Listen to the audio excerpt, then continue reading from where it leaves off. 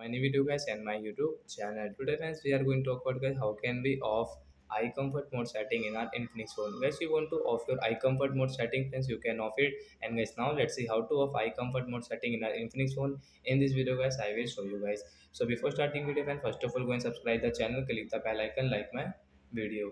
So when we will on our phone setting to off eye comfort mode setting, guys you can see your screen color is different.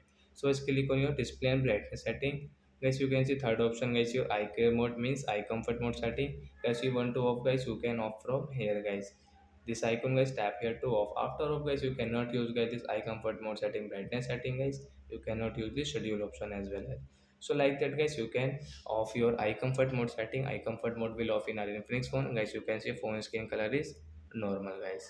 So that's it guys, thanks for watching the video guys. We will meet on next video guys with new topic. Before going, please go and like the video, subscribe the channel. Bye bye friends.